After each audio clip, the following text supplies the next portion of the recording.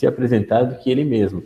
Como o André já falou, né, eu sou Pedro, eu tenho doutorado em Ciência da Computação, estudei na Universidade Federal de Campina Grande, aqui na Paraíba. Também possuo graduação em Telemática pelo Instituto Federal da Paraíba. E a minha área de pesquisa, trabalho também, 6 anos de experiência profissional, é na parte de segurança e privacidade. E aí, ano passado, nós formamos uma equipe de pessoas que jogam CTF. CTF são competições de cibersegurança, basicamente explorar vulnerabilidades em sistemas. E aí nós convidamos o Diego Aranha para fazer parte dessa equipe, porque ele já tinha experiência hackeando as urnas, né? Ele participou dos testes de 2012. Então, em 2017, fizemos uma equipe, né? O pessoal do meu time de CTF e o Diego Aranha, para participarmos dos testes públicos de segurança organizados pelo TSE em 2017, que foi onde conseguimos encontrar algumas vulnerabilidades, né? Explorar e fazer recomendações para o TSE para que façam as devidas correções. Joia.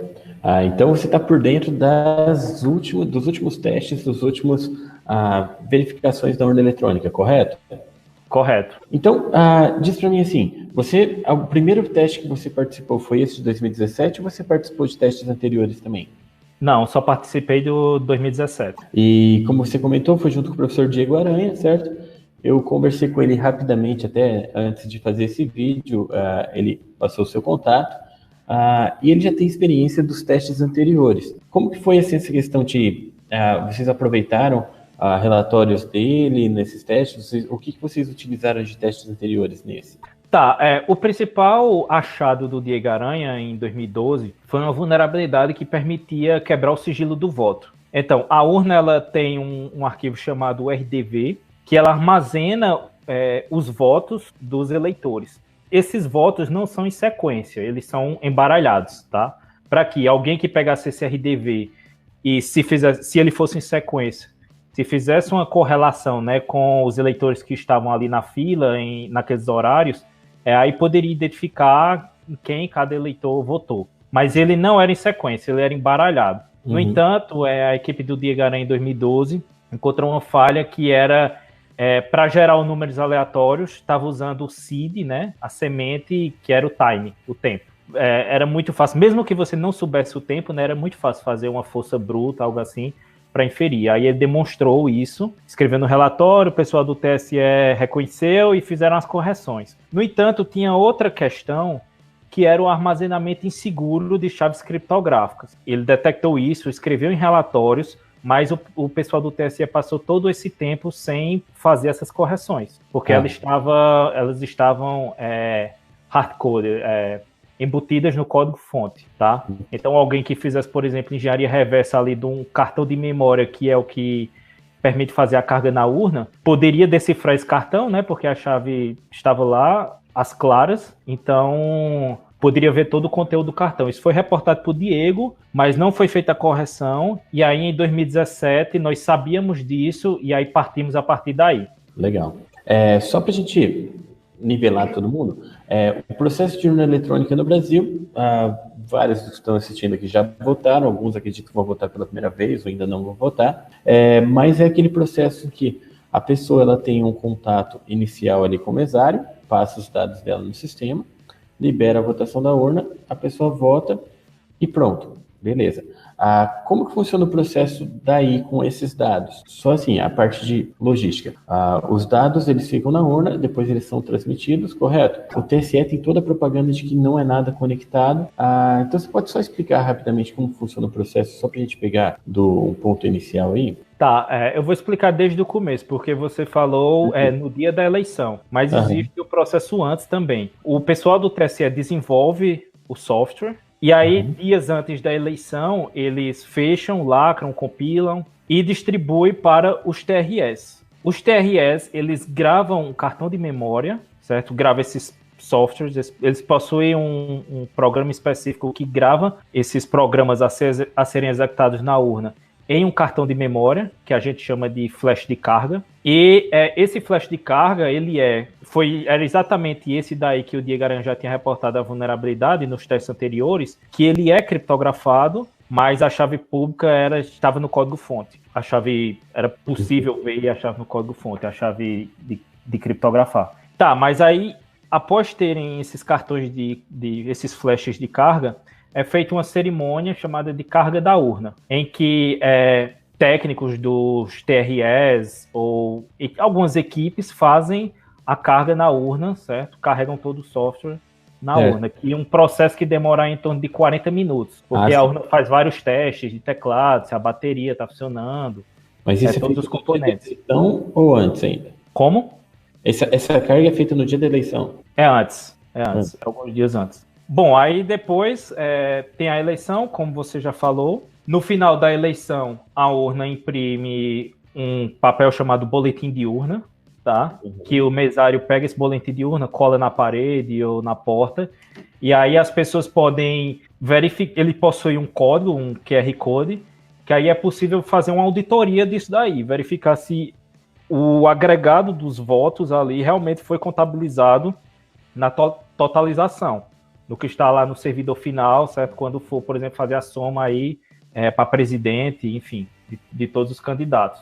Então, nesse processo de transmissão, existe uma certa auditoria, porque você pode verificar se o que saiu da urna, pelo menos o que saiu da urna, com o que está lá na totalização no servidor final, se realmente corresponde. Existem aplicativos que auxiliam aí você fazer essa verificação. O problema é que, como garantir que o que o eleitor digitou na urna realmente está representado nesse boletim de urna, naquele papel que a urna imprimiu. Então, atualmente, no sistema de votação brasileiro, não tem nenhuma forma de fazer essa auditoria, porque é puramente eletrônico. No caso, a equipe de vocês teve acesso a tentar hackear, mas não teve acesso ao código-fonte. Nós, antes dos testes públicos de segurança, nós tivemos alguns dias para fazer análise do código-fonte. Legal. Já posso falar dos os nossos resultados durante os testes? Pode aproveitar, que aí a gente já viu o processo da eleição, então vocês fizeram um teste para hackear a urna, né? Fala pra gente só primeiro assim, esse teste, ele se baseia em que cenário? Seria um cenário simulando o dia da eleição, simulando o anterior, ou pega tudo? Ele, primeiro, né, ele simula que o TSE é confiável, então você tem que confiar nos desenvolvedores, na equipe técnica do TSE, tá? Essa era a lógica. O sistema de biometria não entrava no escopo dos testes. E também ataques de DDoS, de tentar derrubar um servidor, algo assim, também não entrava nos testes. Dito isso, a gente sabia que hackear a própria urna, invadir a urna, era o que daria mais resultado, assim, que seria mais promissor também, justamente por conta daquela vulnerabilidade que o Diego Aranha já sabia, né, das chaves criptográficas que estavam às claras. Então, nós tivemos... e o escopo do teste poderia ser também desde a carga da urna, certo? Aquele processo de carregar os programas que vão ser executados na urna, até a hora da eleição. Então, tudo isso estava no escopo dos testes. Tá, legal. Então, a transmissão da urna para o servidor central não estava? Estava também. Entendi. Mas a gente sabia que, como tinha esse processo aí de verificar se um boletim de urna, existe uma auditoria aí, tinha esse processo de transparência, de verificar. Então, ela não causaria tanto impacto quanto se a gente realmente hackeasse a urna. Se a gente conseguisse mudar na totalização, inclusive a gente até tinha planos de teste para isso, mas nós não avançamos nele. Mas se nós conseguimos hackear o servidor que faz a totalização, depois isso o TSE, né, poderia argumentar que fazendo a verificação com os boletins de urna, por exemplo, poderia identificar a adulteração. Entendi. Tá? Agora, se nós hackeássemos a urna de fato, interferíssemos, por exemplo, no voto do eleitor, aí o TSE não teria nenhum argumento, tá? Entendi. E foi isso que nós fizemos, que nós conseguimos.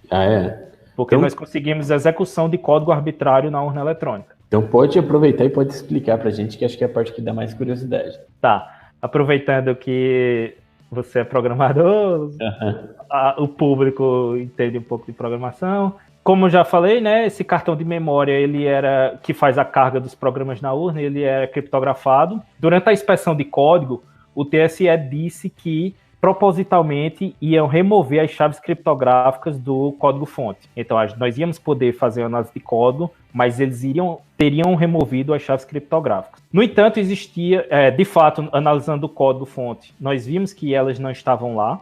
Quando a gente estava no processo de análise de código, nós verificamos que tinha outras versões de código lá, que o TSE esqueceu, outras versões da urna, e aquela chave criptográfica que nós estávamos atrás estava nessa outra versão. Eles não esperavam que no mesmo pacote.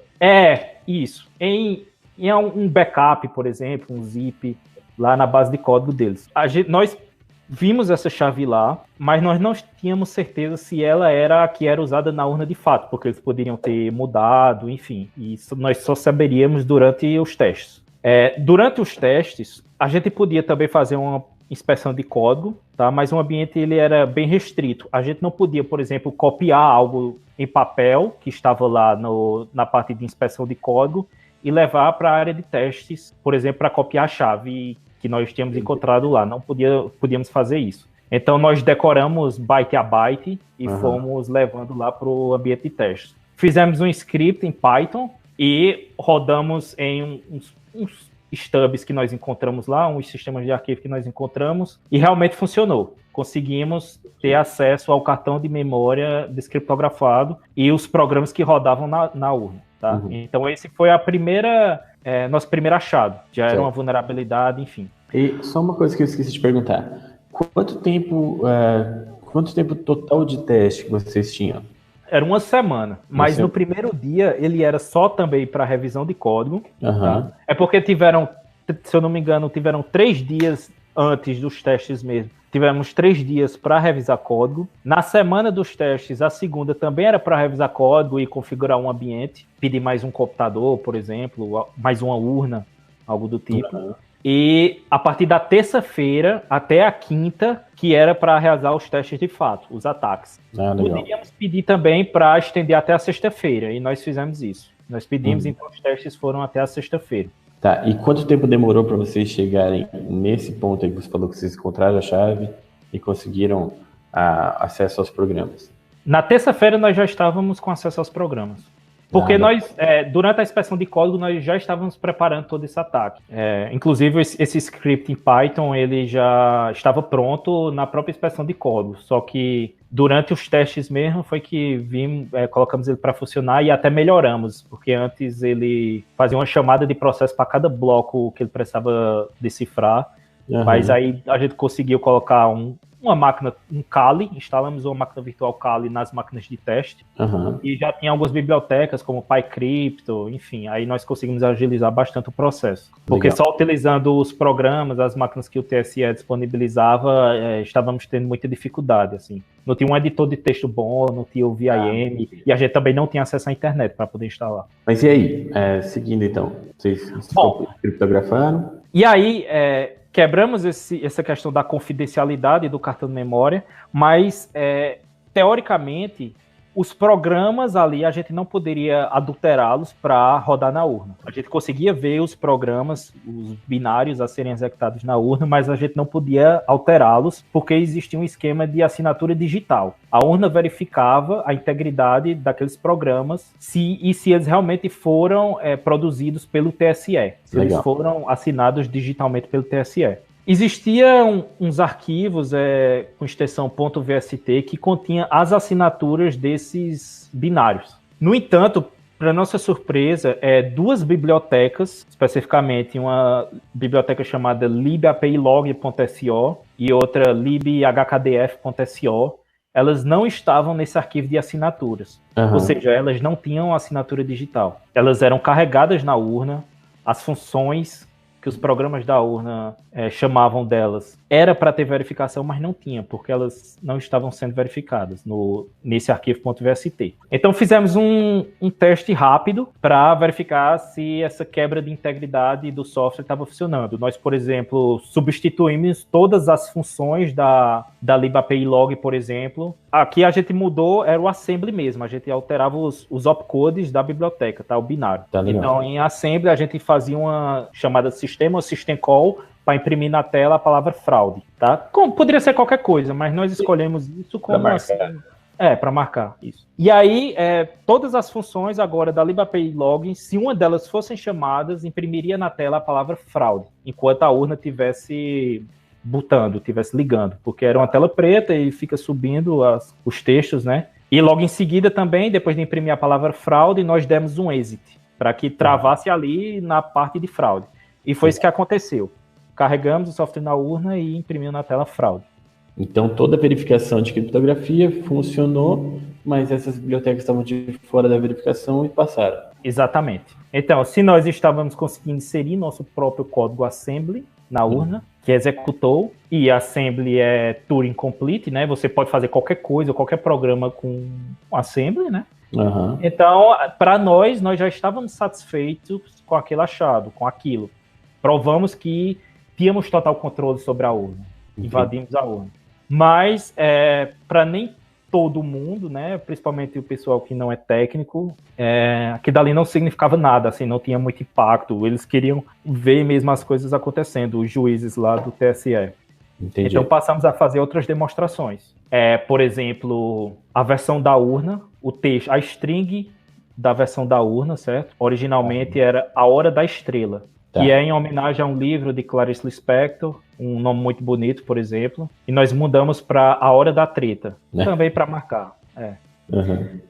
Também mudamos a biblioteca de log para, por exemplo, quando imprimia info, quando era para imprimir algo de informação, nós colocávamos XXX, e aí quando ia ver o log dos eventos da urna, via lá que realmente foi adulterado, imprimia lá XXX. O principal, também mostramos como quebrar o sigilo do voto, aquele arquivo de RDV que eu falei inicialmente, que ele armazena os votos, né, dos eleitores, mas de forma embaralhada. Esse arquivo também é criptografado. E a lib-HQDF, ela é usada para gerar uma chave do AES-CBC para criptografar esse arquivo. Então, nós fizemos com que essa função retornasse uma chave 0. Quando chamasse aquela função, sempre retornasse uma chave de valor 0. E aí, com a AES-CBC, quando cifra com chave 0, o resultado é igual ao conteúdo original. Ou seja, não cifra. Tá? Entendi.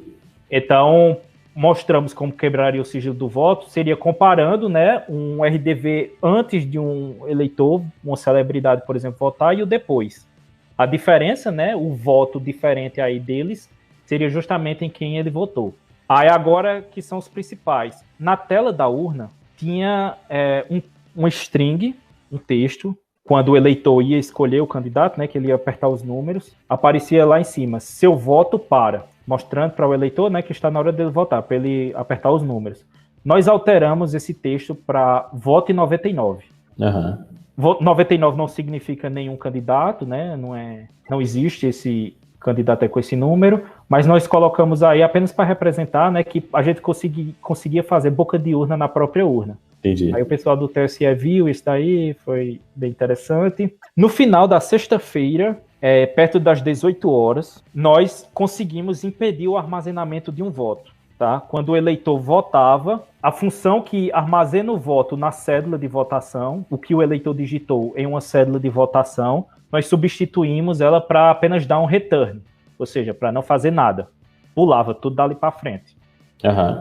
E aí aconteceu que realmente o voto não foi armazenado, mas logo depois a urna detectou que a cédula estava vazia e mostrou na terra. Erro de inconsistência, cédula vazia. Entendi. Entendeu? Então o pessoal do TSE viu isso, ok, perfeito, mas isso aí já era perto das 18 horas. Já estávamos com o ataque pronto para que, ao invés de impedir o armazenamento, ao invés de dar só um return na função, nós agora iríamos adulterar o voto. Só modificar o valor antes de armazenar. Esse ataque estava pronto. A pessoa votaria em um, você salvaria outro. Exatamente. Porque tinha alguma verificação lá, né, de erro, algum try catch, algo do tipo, algum if, que verificava se a cédula estava vazia ou não. Como nós impedimos o armazenamento, aí o erro foi disparado, tá? Sim. Então, se ao invés de não armazenássemos, se nós armazenássemos outro valor, o de outro candidato, então daria certo. No entanto, 18 horas em ponto, a regra era clara, que os testes acabaram às 18 horas. O pessoal do TSE não deixou que nós testássemos esse último ataque. Entendi. Nós pedimos para que deixássemos, mesmo que deixasse mais tempo, né? Mesmo que não entrasse no relatório final, porque nós tínhamos curiosidade sobre aquilo dali. Nós queríamos falar para os nossos filhos, nossos netos, nossos amigos, enfim, sobre o que nós conseguimos, mas eles não deixaram. Foi como aquele programa do MasterChef, que quando termina assim, todo mundo tem que levantar as mãos para cima assim e acabou. Beleza. Mas só para deixar claro aqui para todo mundo que está assistindo o vídeo, todos esses detalhes que você está me contando aqui, eles podem ser contados. Você tem essa autorização, não tem nenhum problema em estar tornando isso público. Nenhum. Está no próprio relatório público do TSE. Legal. Então, assim... Mas uma coisa, só para deixar claro, que uma coisa é que um técnico do TSE, alguém que é programador também como a gente, ele reconhece, ele viu as vulnerabilidades, enfim. Outra coisa é o que sai na mídia, né? O que um ministro diz, algo do tipo.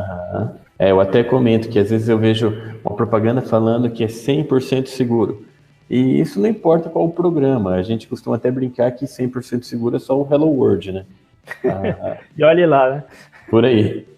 Então, mas o que aconteceu depois? Tipo, vocês terminaram os testes, isso tudo virou um relatório, qual que seria o processo depois lá do TSE?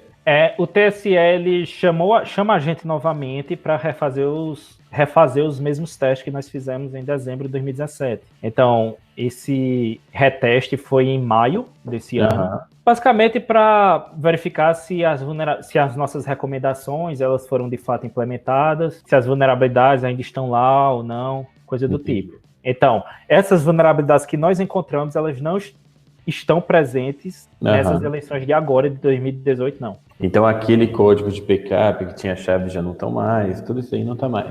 Não, essa questão do código de backup foi vacilo deles, né? Foi um erro operacional para a inspeção de código. Isso. Entendi. Mas aí, de qualquer forma, alguém pode argumentar que nós só conseguimos decifrar o cartão de memória porque ela estava lá às claras, né? Durante a inspeção de código. E nós copiamos essa chave e depois conseguimos decifrar. No entanto, sabíamos que era perfeitamente possível obter essa chave fazendo engenharia reversa mesmo do kernel. Tá? Que a chave estava lá, tá? Se você analisar o binário, abrir em programas ou virtualizar, enfim, conseguir emular a urna, fazer um dump da memória, a chave estava lá. De fato, existia uma equipe da Polícia Federal que o objetivo deles era só capturar essa chave. O plano de teste deles era só capturar essa chave. E eles conseguiram fazer isso no último dia, da sexta-feira pela manhã. Então, nós tínhamos a premissa, alguém poderia argumentar, né, que obtemos aquela chave ali do código-fonte porque o pessoal do TSE vacilou em apagar ali daquele backup. No entanto, a equipe da Polícia Federal mostrou que não precisaria analisar o código-fonte para obter essa chave. Eles obteram através de engenharia reversa. Eles conseguiram rodar o código da urna em um simulador, fizeram um dump de memória e extraíram a chave de lá. Interessante. E aí vocês conseguiram rodar os testes de novo. Esse último teste de vocês que impediu o voto, vocês tentaram também? Basicamente, a verificação foi onde é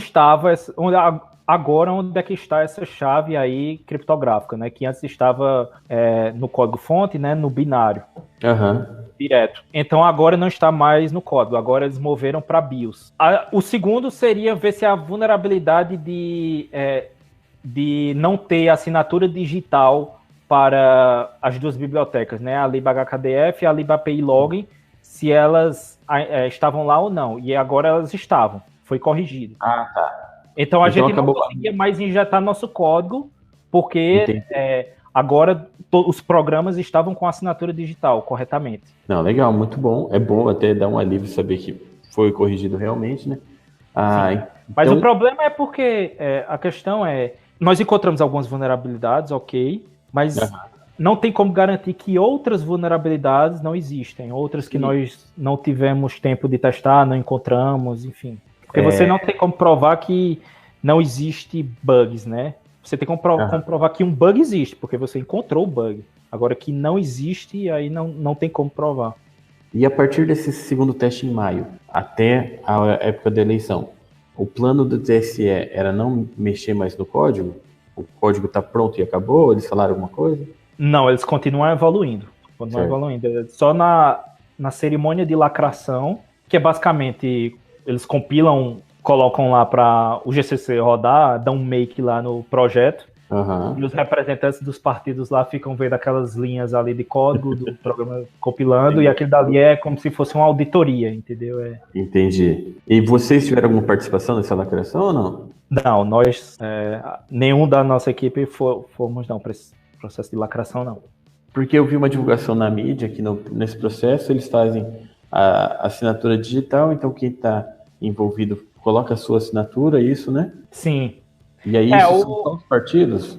Eu ouvi falar que a equipe de peritos da Polícia Federal Participou. Ah, Isso, legal. participou. Entendi.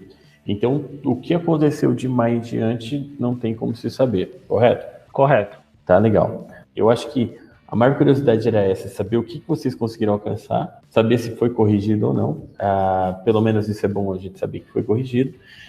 Mas qual que é a sua opinião do processo todo da urna? Você acha que seria fácil alguém na urna realizar o que vocês fizeram, ter acesso a elas?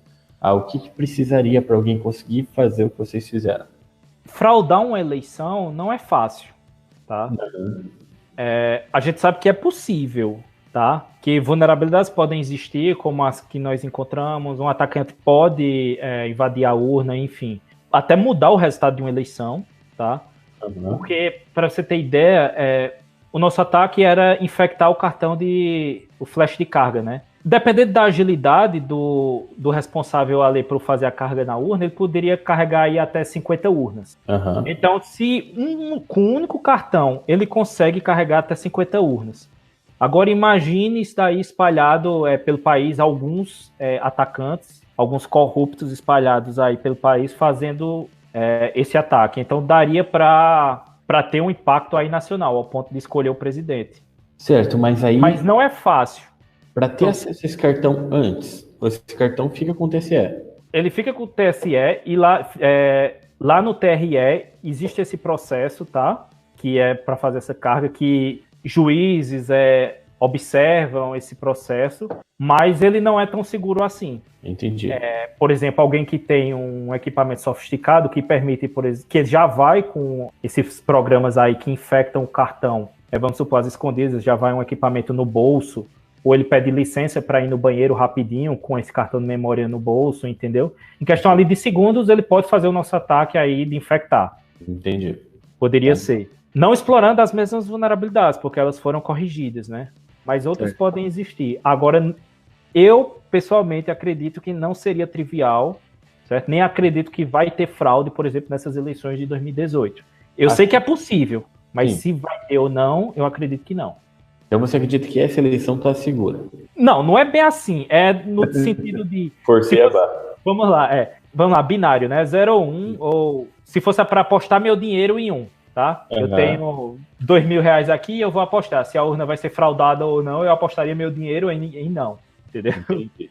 Tranquilo. Eu acho que existe mais chances de não ser, mas que existe chance de ser e existe, ela não é zero. Tá, agora vamos pegar um conceito bem inicial. Se o cara tem acesso ao cartão, se ele tem acesso a essa saída de ir no banheiro e tal, para ele fazer, digamos assim, rapidamente essa carga, na verdade ele tem que ter uma preparação anterior. Essa preparação anterior ele precisaria antes ter a chave de criptografia. Correto. E como que ele conseguiria antes essa chave? Pronto, eu espero que o pessoal do TSE tenham alterado essa chave, né? Além de modificar, porque agora foi para BIOS, mudou o lugar, mas espero que eles tenham alterado também o valor. Entendi. Mas eu digo assim, supondo que eles alteraram, então teria alguma forma deles... eles precisariam conseguir essa chave antes do dia de carregar. Então teria que ser um trabalho muito interno ali. Sim, lembrando que a gente precisa confiar condicionalmente no TSE, tá? Ou alguém que roubasse uma urna com antecedência. Roubasse uma urna e conseguisse, de alguma forma, aí, distrair da BIOS essa chave. Tá legal. Mas lembrando que só conseguir decifrar o cartão de memória não é suficiente, né? Porque tem também a questão das assinaturas digitais dos programas a serem carregados na urna. Sim, então se o programa for modificado, ele está verificado antes, ele está naquela verificação de assinatura, ele não rodaria na urna, a urna daria problema. Exatamente. Saiu uma notícia, eu não vou entrar em nenhum mérito de partido, questão política nenhuma, mas saiu uma notícia de uma história de que um juiz queria liberar a urna ser retirada 2 dias antes da eleição, se eu não me engano, para algum lugar obscuro. Nesses 2 dias, você acredita que seria possível fazer alguma coisa assim? Seria, sim. Daria para fazer essa verificação, tentar achar a chave, se tivesse vulnerabilidade ainda, coisas do tipo, né? Sim, dá para fazer uma análise. Para você ter ideia, durante os nossos testes era bastante restrito. A gente só podia trabalhar em horário comercial. Horário comercial que eu digo das 8 às 12, depois para almoçar, depois volta e trabalha só até às 18 horas. A gente sabe que um programador não é assim, um hacker não é assim. O horário que ele mais produz é à noite, é madrugada, finais de semana, enfim. E não é uma pessoa só, né? Exatamente. Bacana. Não, muito bom. Eu acho que deu para esclarecer bastante. Então, assim, só para quem está assistindo a gente, o nosso objetivo não é colocar em dúvida o processo eleitoral, não é colocar em dúvida a urna eletrônica, mas é trazer uma luz, assim, tipo, a gente da área, a gente sabe que nem tudo é 100% seguro, então é bom saber que tem gente verificando e tem gente até encontrando as vulnerabilidades, e é bom saber também que foram corrigidos, é bom saber que tem um tanto de segurança ali envolvido, mas como o Pedro disse agora várias vezes, fraudar uma eleição é um processo muito difícil mesmo. Não é uma coisa assim de falar, a urna eletrônica é fraudável. Inclusive, só uma coisa interessante que eu até compartilhei no Twitter, que o pessoal me mandou, saiu uma história de que o código-fonte da urna eletrônica tem as entrelinhas que ficam ocultas de uma auditoria, e isso quem é da programação sabe que é uma viagem, certo? Não sei se chegou a ver isso. Não, talvez algo relacionado ao ofuscamento, né? Porque o TSE usa bastante ofuscamento, entendeu? Porque existe os mecanismos de segurança, que é reconhecido, tal, que beleza, aquilo dali realmente serve para segurança. Existem as questões que você percebe que é para dificultar a vida de um atacante, entendeu? Para que ele passe mais alguns minutos ali analisando. Mas se ele for persistente, ele consegue. Mas eu achei engraçado que foi um leigo. Foi um leigo que escreveu, deu para ver que foi um leigo que escreveu, que ele diz que o código-fonte que passa pela auditoria é o que eles querem que você veja, mas tem entrelinhas que ficam ocultas, que só podem ser exibidas se você colocar um comando com uma senha que vai fazer aparecer as linhas. Então, assim, só para avisar quem chegou desavisado, isso é uma viagem completa. O cara acha que... egg, né? Se, por exemplo, apertar um número assim, aí vai liberar o Akuma na urna, né? Exatamente, por aí. Beleza. Mas aí, então... bom, um recado assim final, né, é que não existe, né, sistema 100% seguro, a urna também não é conforme mostrado em testes públicos de segurança, que nós conseguimos execução de código arbitrário na urna. E aí, qual é o problema, né? Qual é a solução ou uma forma de mitigar isso, já que o processo eleitoral brasileiro atualmente ele é totalmente dependente do software. Tá? Exato. De forma que se alguém conseguir ter controle no software, como nós conseguimos durante os testes públicos de segurança, ele consegue ter total controle sobre a votação, porque a urna é totalmente dependente do software. Então existe um conceito chamado de votação eletrônica, né, chamado de independência do software. É um conceito até criado pelo Rivest, o criador do RSA, tá, daquele algoritmo de criptografia, o RSA, e ele defende que um sistema de votação deve ser independente do software, e uma forma de fazer isso seria o registro físico do voto, o voto impresso. Legal. Porque se o cara invade a urna, tem total controle, até mesmo se o TSE não for confiável, tudo que eu falei aqui assumindo que o TSE é confiável, mas mesmo que o TSE, por exemplo, não seja confiável, é possível ainda você fazer uma comparação com o voto impresso, tá, com o registro físico, porque o eleitor votou lá, ele confirmou que o que foi impresso realmente é a escolha dele, então tem-se o registro ali em papel, depois é possível fazer uma auditoria, uma verificação com o eletrônico. Hoje em dia não existe essa auditoria. Sim, aqui só fazer uma observação importante, que nas discussões de internet, lembrando que a discussão de internet não leva em conta nenhum fato, é só ideias que as pessoas imaginam e tal, nas discussões de internet a pessoa fala muito mal de voto impresso, porque acha que a pessoa vai sair com papel, que vai passar para alguém, que vai, sei lá, fazer qualquer coisa.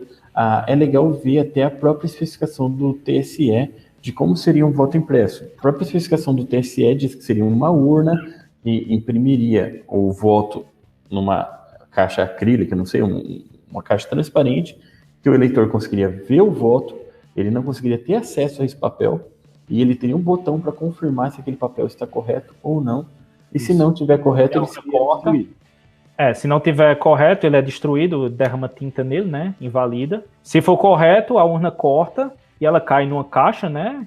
Isso. Que é embaralhado, e aí o eleitor não leva nenhum papel para casa, não. Isso, então o eleitor não tem acesso ao papel, o eleitor não pode tirar foto, porque já não pode tirar foto mesmo, certo? Então não pode tirar foto da urna, nada. Então não tem essa questão de tirar sigilo nenhum com o voto impresso.